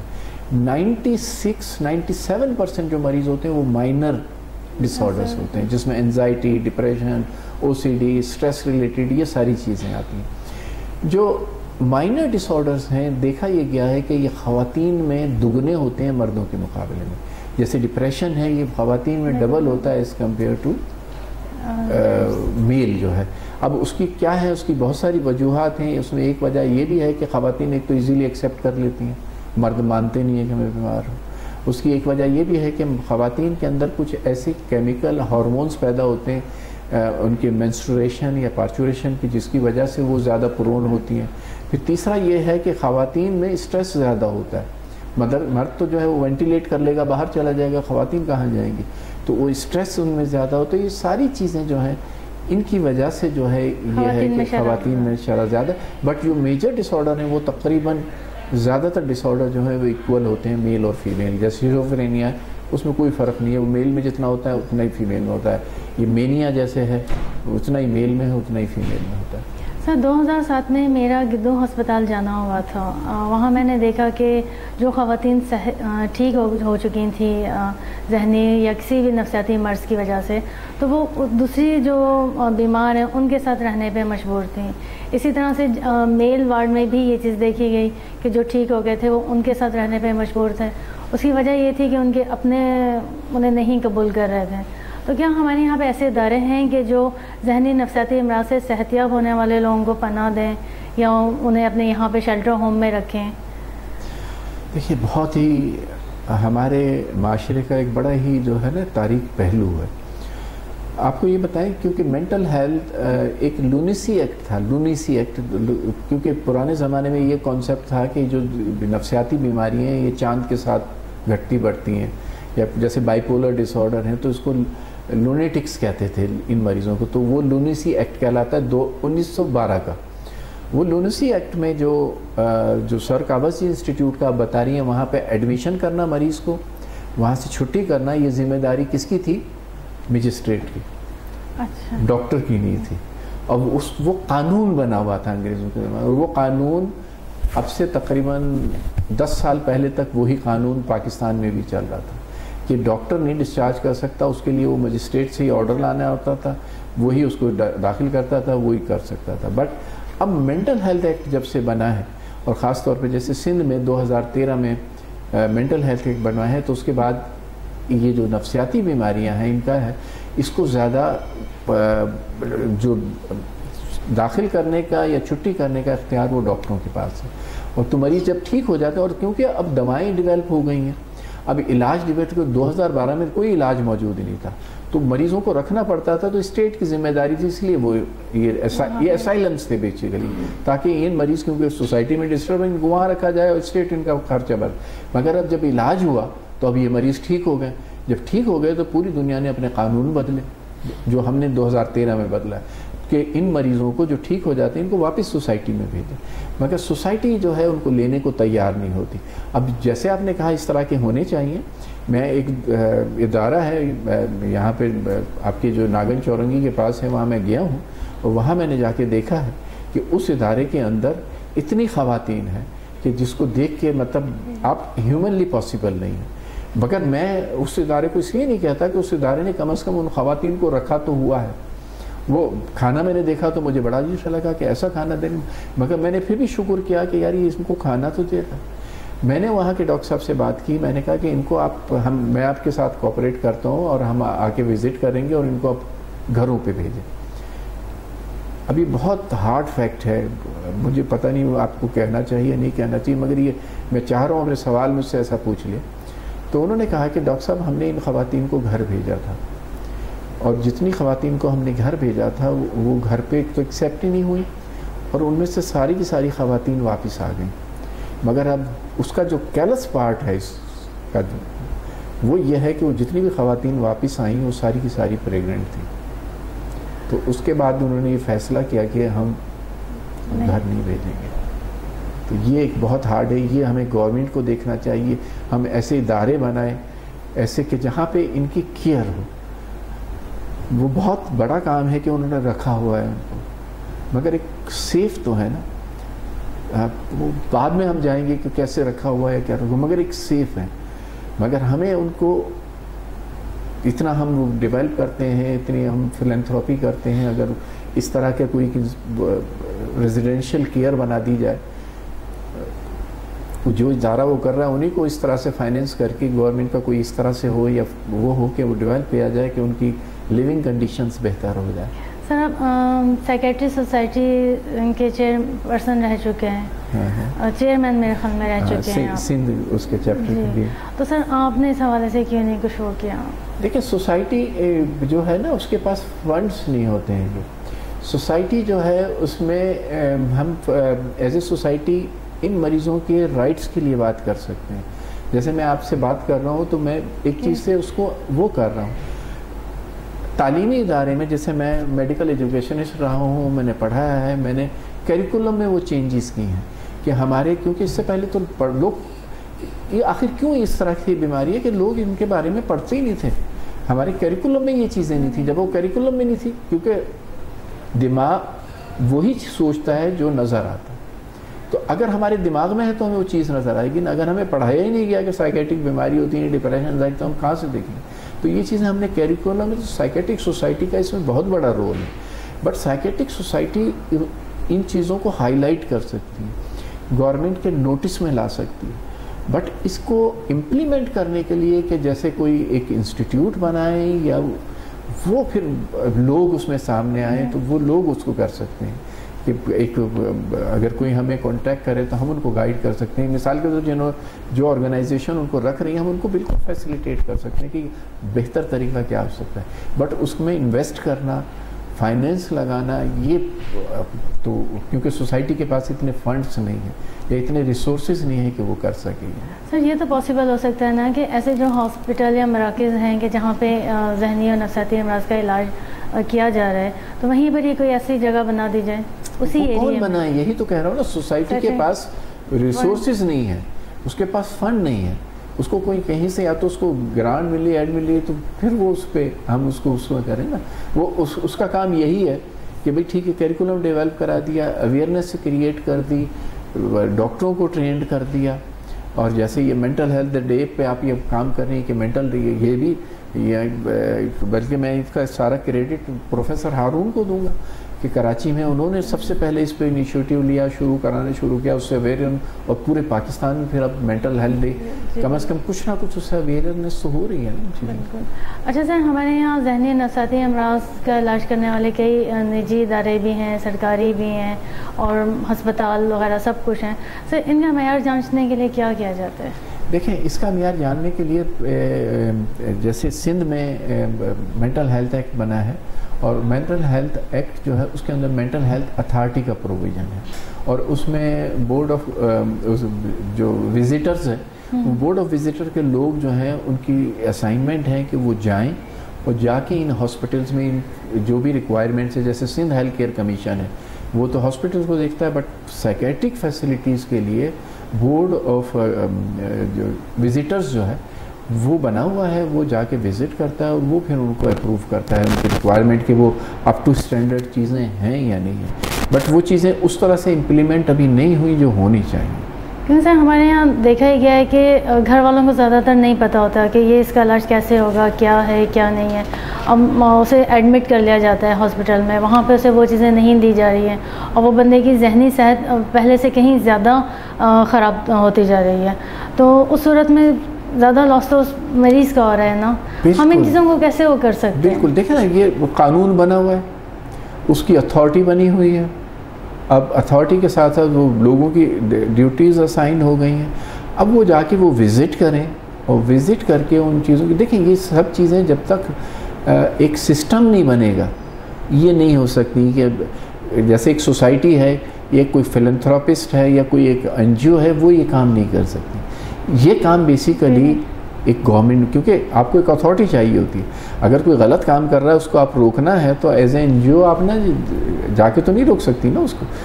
آپ اتھارٹی اس کو روکنے کی کس کے پاس ہوتی ہے، قانون کس کے پاس ہوتا ہے، وہ گورنمنٹ کے پاس ہوتا ہے. تو گورنمنٹ اگر اس کو تھوڑا سا وہ کرے اور انوالو ہو تو ڈیفینیٹلی یہ چیزیں بہتر ہو سکتی ہیں. سر اس میں اہل خانہ کیا کر سکتے ہیں؟ اہل خانہ جو ہے اس میں ایجوکیشن کا بہت بڑا رول ہے. دیکھیں ہر چیز کے اندر جب آپ کو تعلیم ہوتی ہے تو آپ جا کے دیکھتے ہیں. میں اس کی ایک مثال یہ دوں کہ مثال کے طور پہ آپ کسی بھی ڈاکٹر کو دکھانے جا رہے ہیں. اب ایک ڈاکٹر ایکس ہے، ایک وائی ہے، ایک زیڈ ہے.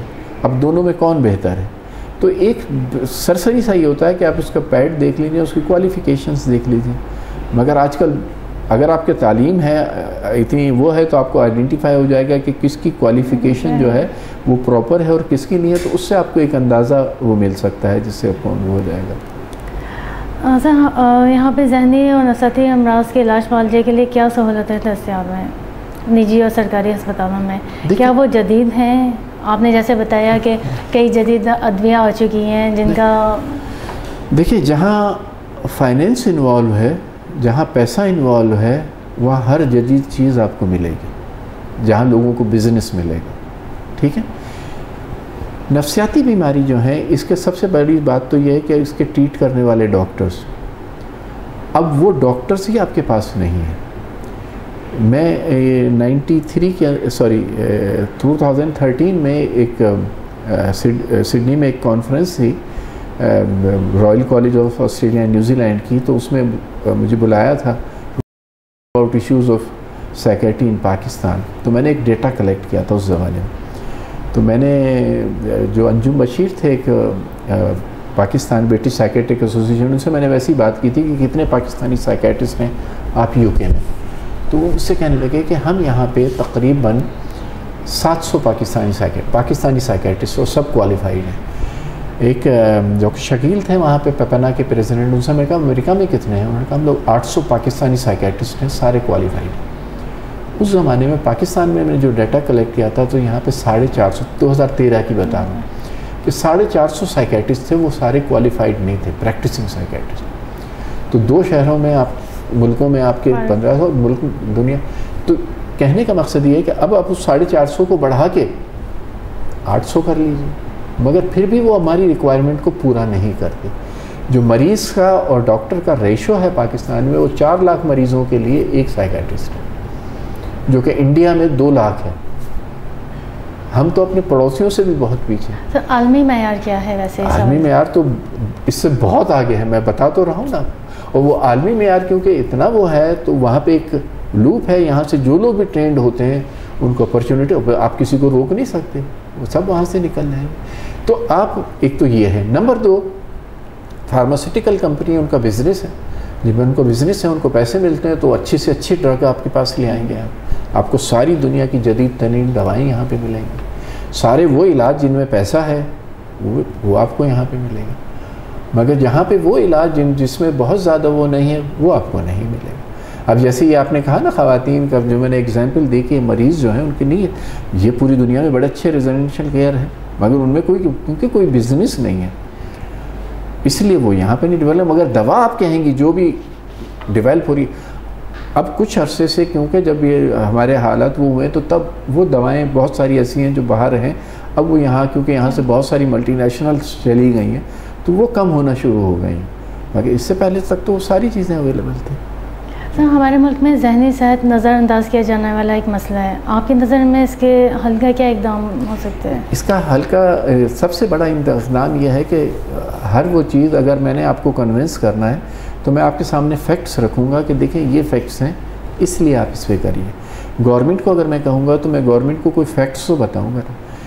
بدقسمت سے ہمارے پاس اب تک کوئی پراپر ڈیٹا نہیں ہے کہ کتنے مریض ہیں، ان کا علاج کیا ہونا چاہیے اور ہم ان کے ساتھ کیا کریں کہ ہم ان میں کتنا انویسٹ کریں. پہلی دفعہ ہم نے ایک کانفرنس کرائی تھی 2014 میں کراچی کے اندر، انٹرنیشنل سائیکیٹرک کانفرنس. اس کانفرنس میں جب ہم نے اس کو آڈٹ کیا تو اس میں تقریباً ایک اچھی خاصی اماؤنٹ بچ گئی تھی ہمیں. تو ہم نے کراچی کے لوگوں نے مل کے یہ فیصلہ کیا تھا کہ ہم پورے پاکستان کا ایک سروے کریں جس سے ہم یہ پتہ کریں کہ ایٹ لیسٹ ہمیں پتہ تو ہو کہ ہمارے پاس کتنے مریض شیزوفرینیا کے، کتنے ڈپریشن کے ہیں. تو وہ نیشنل سائیکیٹرک موربیڈیٹی سروے ہم نے پاکستان بیورو آف اسٹیٹسٹکس کے ساتھ مل کے شروع کیا تھا. اب تقریباً ہم پورے یہ گھروں پہ جا کے سروے کیا تھا، ہاؤس ہولڈ سروے تھا، جس میں areas Pakistan bureau of statistics نے آئیڈینٹیفائی کیا. ہم نے گھروں پہ جا کے مریضوں کو انٹرویو کیا، اور تقریباً اب ہمارے پاس 20,000 گھر پورے پاکستان کے، وہ ان کا ڈیٹا ہمارے پاس آ چکا ہے. وہ ہم کمپائل کر رہے ہیں، اور بہت جلد ہم ایک آپ کے پاس ایک فگر رکھ دیں گے کہ کیا اسٹیٹ ہے ہمارے پاس. جب وہ ہمارے پاس فگر ہوگی تو اس کی بیسس پہ ہم گورنمنٹ کو کنونس کر سکیں گے کہ دیکھیں یہ اتنے مریض ہیں، ان مریضوں کی وجہ سے اتنی، کیونکہ اس کا اثر جو نفسیاتی بیماری کا ہے اس کی آپ کی نیشنل پروڈکٹیوٹی پہ بھی پڑتا ہے. کیونکہ نفسیاتی بیماریاں ایسی بیماریاں ہیں، ایک کانسیپٹ میں آپ کو جیسے بڑا انٹرسٹنگ بتاؤں. ایک ہوتا ہے ایبسینٹزم، آپ نہیں آئے اپنی ڈیوٹی پہ، آپ ایبسینٹ ہیں. ایک کانسیپٹ جو سائیکیٹری میں وہ پریزنٹزم ہے. اس کا مطلب کیا ہے کہ وہ مریض جو بھی بندہ ہے وہ آ رہا ہے ڈیوٹی پہ، اٹینڈنس بھی پوری لگ رہی ہے، تنخواہ بھی لے رہا ہے، کام نہیں کر رہا کیونکہ وہ ذہنی صحت اس کی ٹھیک نہیں. اس کو کہتے ہیں پریزنٹزم. اور اس کا برڈن ایبسینٹزم کے مقابلے میں بہت زیادہ ہے. اور اس کی جو ڈسیبلٹی اگر کیلکولیٹ کریں تو اس کی ڈسیبلٹی کا برڈن جو ٹوٹل نیورو سائیکیٹرک جو ڈس آرڈر ہیں، ان کی ڈسیبلٹی کو اگر آپ کاؤنٹ کریں، جو اور نان کمیونیکیبل ڈیزیز ہیں ان میں 1/4 برڈن جو ہے نیورو سائیکیٹرک النیسز کا. تو اس لیے جب یہ ڈیٹا گورنمنٹ کے پاس ہوگا تو ڈیفینیٹلی وہ اس پہ کنونس ہوں گے کہ ہاں انہیں انویسٹ کرنا چاہیے اس میں. سر کوئی ایسا کیس جس نے آپ کو بہت زیادہ افسردہ کیا؟ بہت سارے. سر کوئی ایک؟ دیکھیں بہت ساری چیزیں ہیں. میں ایک کیس تو نہیں، میں جیسے آپ کو یہی بتا رہا ہوں کہ یہ جو میں نے وزٹ کیا تھا اور وہاں پہ جو میں نے ان مریضوں کی کنڈیشن دیکھی تھی، مطلب یہ ایک کیس نہیں، یہ ہارڈ ریالٹی ہے. یہ کراچی شہر کی بات کر رہا ہوں کہ وہاں پہ آپ یا سپر ہائی وے پہ بھی کچھ ایک آدھے جگہیں آپ کو ایسی مل جائیں گی کہ جہاں پہ آپ ان کو دیکھیں تو مطلب ایک ہارڈ فیکٹ ہے. میں جو سائیکیٹری میں آیا تھا، اس کا جو مجھے نہیں پتا میرے لاشعور میں کہاں تھی. میں جب بہت چھوٹا تھا تو 7 سال کی میری عمر تھی، تو 1965 کی بات ہے جب جنگ ہوئی تھی. تو میرے فادر نیوی میں تھے، وہ باہر چلے گئے، تو میری مدر مجھے اور میرے چھوٹے بھائی کو لے کے حیدرآباد چلے گئے. حیدرآباد میں جب بھی آپ جائیں تو وہاں گھماتے ہیں، اور وہ گھمانے کے لیے وہاں پہ بہت ساری جگہیں ہیں، کچا قلعہ، پکا قلعہ، ریشم گلی، اور اس کے بعد ٹھنڈی سڑک، رانی باغ اور دریا کے کنارے. مگر وزٹ کمپلیٹ نہیں ہوتا تھا جب تک ایک جگہ اور وزٹ نہ کرے، اور اس جگہ کا نام تھا گدو بندر. تو وہ گدو بندر بھی ہمیں لے کے گئے. یہ میں بالکل صحیح فیکٹ بتا رہا ہوں. جب وہاں گئے تو میں بہت چھوٹا تھا، مگر مجھے ابھی بھی یاد ہے. تو وہاں پہ ہم نے 4 آنے کا ٹکٹ لیا تھا ہر آدمی نے، اور وہ 4 آنے کا ٹکٹ لے کے ہم اندر گئے. جب اندر گئے تو ان کیوبیکلس کے اندر وہ مریض بیٹھے ہوئے تھے، سائیکیٹرک پیشنٹ. اور وہ مریض جو ہے وہ بالکل، بہت سے ایسے تھے جو بالکل کپڑے بھی نہیں تھے ان کے پاس، وہ وہیں اپنا جو ہے ایکسکریٹا پاس کر رہے تھے، وہیں پہ بیٹھے ہوئے تھے. کیوبیکلس میں لوگ جا رہے تھے، اور لوگ ان کی طرف باقاعدہ پینٹس اور بناناز پھینک رہے تھے.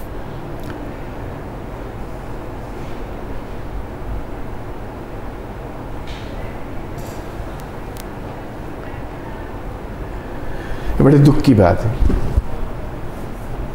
سر تب آپ نے فیصلہ کیا تھا کہ مجھے؟ نہیں، فیصلہ نہیں کیا تھا، بٹ وہ تھا میرے ذہن میں کہیں نہ کہیں، اور اسی نے شاید مجھے ڈریگ کر کے اس طرف لے آیا. اور وہ پریکٹس 67 میں پھر حیدر علی جی قاضی تھے کہ انہوں نے ختم کی تھی، ورنہ اس سے پہلے 4 آنے دے کے اس مریضوں کو دیکھا جاتا تھا. تو بہت بے حسی کا اس کا یہ تھا کہ جیسے کوئی چڑیا گھر میں جا رہا اور وہ تو دیکھیں انسانیت کی تذلیل. میں نے اپنے عقل سے پوچھا، میں نے کہا کہ یہ کیا ہے، یہ کیوں اس طرح سے ان لوگوں کو کر رہے ہیں؟ تو انہوں نے کہا کہ یہ اصل میں ان کا خرچہ نہیں برداشت ہوتا، تو یہ ان پیسوں کے ذریعے ان کی چیزیں پوری کرتے ہیں. یہ میں بالکل 65 میں 67 تک کی پریکٹس رہی ہے. کوئی آپ کے ہو عزیز رشتہ دار حیدرآباد میں تو پوچھ لیجئے گا. یہ ہارڈ فیکٹ. سر یہ چیز اس میں ہے، حقیقت واقعی ایسے ہی ہوتا تھا. کیونکہ جب میں گدو ہسپتال گئی تھی اور وہاں پہ جس طرح کی چیزیں دیکھی تھیں اور جو مجھے بتایا گیا تھا اس میں یہ چیز بھی شامل تھی. اور یہ وہ جو چیزیں ہیں جو آپ نے دیکھی، میں تو کیونکہ میں اب ایز اے وہاں پہ ایگزامنر، ایز اے وزٹر جاتا ہوں، ایز اے ایکسپرٹ جاتا ہوں، تو باقاعدہ میں اس جگہ کو بھی جا کے دیکھتا ہوں، وہ جگہ بھی ابھی موجود ہے وہاں پہ جہاں یہ سب کچھ ہوتا تھا، وہ کیوبیکلس بھی وہاں پہ موجود ہیں. تو بڑا وہ ہے، کوئی ایک کیس نہیں، کیس تو بہت ہوتے ہیں کہ جس کو آپ دیکھیں، بٹ یہ ایک وہ چیز ہے جس نے مجھے بہت دکھی کیا. یہ بچپن کی چیز ہے، میں نے بچپن میں دیکھی تھی، بٹ اور میں نے کبھی سوچا نہیں تھا سائیکل، بٹ میرے لاشعور میں کیونکہ یہ تھا تو that may be one of the reason کہ میں اس طرف اٹریکٹ ہوا یا میں اس طرف آ گیا. سر ہم اپنے معاشرے میں دیکھتے ہیں تو ہمیں ہر جگہ مسائل ہی مسائل نظر آتے ہیں.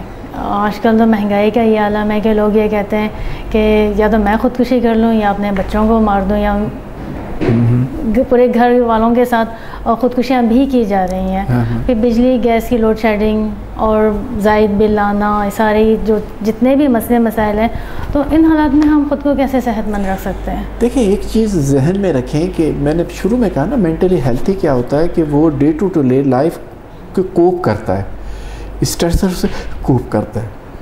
اب ہم اسٹریسر سے کیسے کوپ کریں؟ یہ حالات تو رہیں گے، اب ہم کیا کر سکتے ہیں، ہم اپنے آپ کو کیسے اسٹرانگ کریں؟ اب اس کے لیے دیکھیں 3-4 چیزیں ہیں. ورلڈ اکنامک فورم ہے انگلینڈ کا، ایک تھنک ٹینک ہے، جنہوں نے بہت ساری چیزیں، جس میں 5 چیزیں انہوں نے فوکس کی کہ یہ اگر آپ کریں تو آپ اسٹرانگ ہو سکتے ہیں. اس میں پہلی چیز یہ ہے کہ آپ کمیونیکیٹ کریں. آپ کمیونیکیٹ کس سے کریں؟ ملیں جا کے رشتہ داروں سے بات کریں. جب آپ کمیونیکیٹ کرتے ہیں، بات کرتے ہیں، جاتے ہیں، تو اس سے کیا ہوتا ہے کہ آپ کا ایک سوشل کیپٹا بہتر ہوتا ہے. آپ کو وینٹیلیٹ کرتے ہیں، آپ اپنی چیزیں بتاتے ہیں، ان کے ساتھ گھومنے کے لیے جائیں. تو اس کنیکٹ سے بہت فائدہ ہوتا ہے. سیکنڈ جو انہوں نے کہا کہ اپنے آپ سے بھی کنیکٹ ہوں، کبھی اکیلے بیٹھیں، اپنے آپ کو ٹائم دیں. نیچر سے کمیونیکیٹ کریں کہ نیچر جو ہے ایسی جگہوں پہ جائیں جب اچھی ہیلتھی جگہ، سمندر کے کنارے، پہاڑوں میں، یہ ساری چیزیں کرتی ہیں. تو کنیکٹ سب سے پہلا ہے.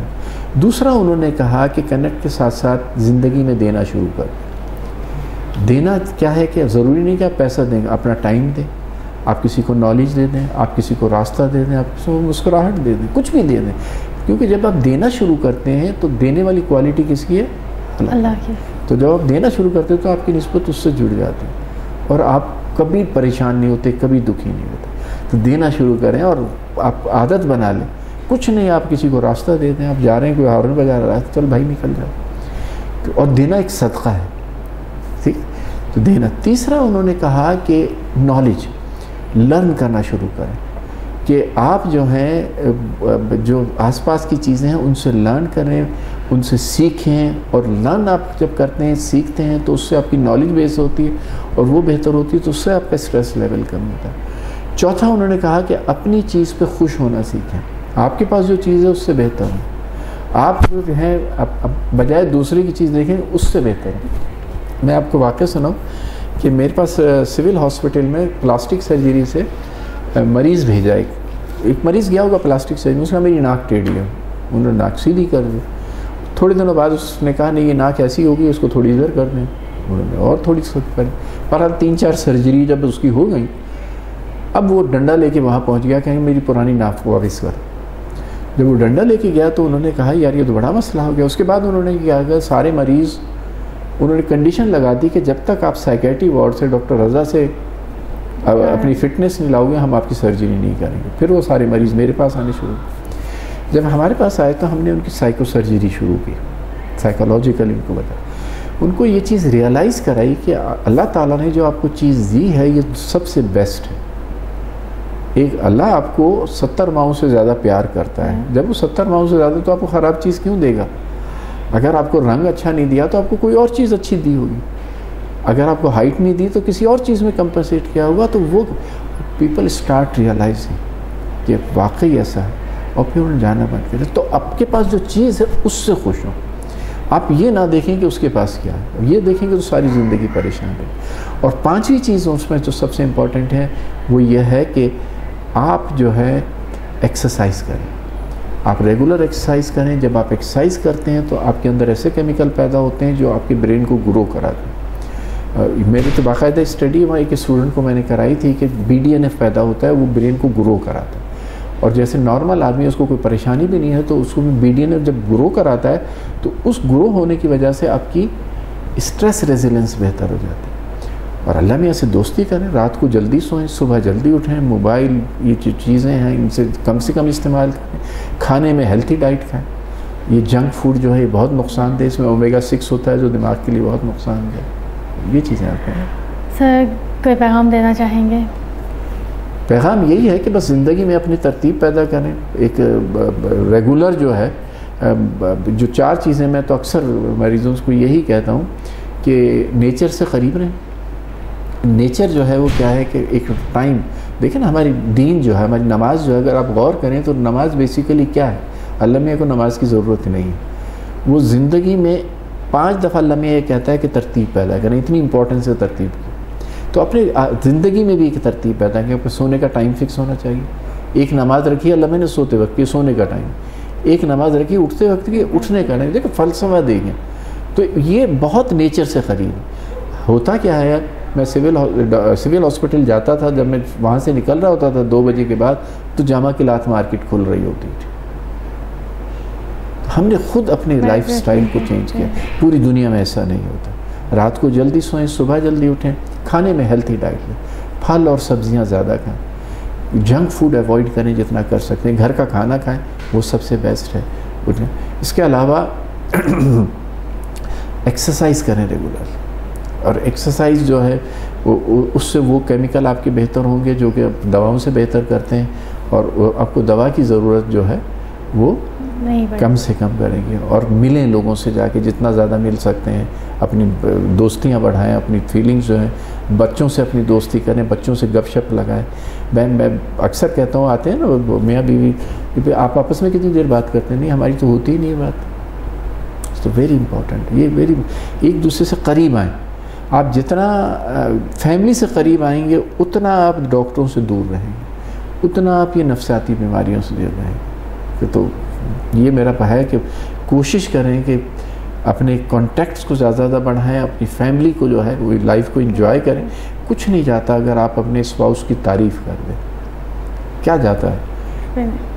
کبھی اس کو ایک پھول لا کے دے دیں, یا وائس ورسا ہے, دونوں ایک دوسرے کی کریں, اس میں کچھ نہیں جاتا. بٹ وہ ایک سیلف جو ہے وہ بہتر ہو جاتی ہے. اپنے بچوں کی تعریف کریں, وہ دشمن تو نہیں ہے آپ کے. آپ صرف پڑھائی کی بات نہیں, ان سے گپ شپ لگائیں, کسی بھی ٹاپک پہ بات کریں, اسپورٹس پہ بات کریں, کوئی بھی ٹاپک پہ. اس کا بڑا امپیکٹ پڑتا ہے بچوں کی مینٹل. ٹھیک ہے سر, بہت شکریہ آپ کا. بہت شکریہ.